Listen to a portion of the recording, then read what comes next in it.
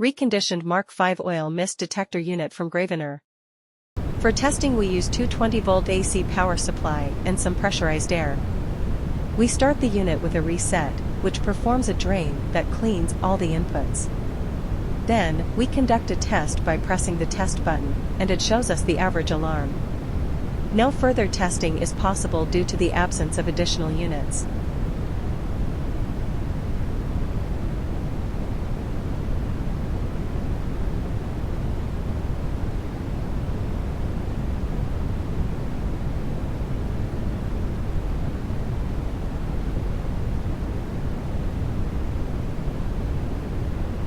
It is now clear that the oil mist detector unit from Graviner is working successfully and is ready to be delivered to the client.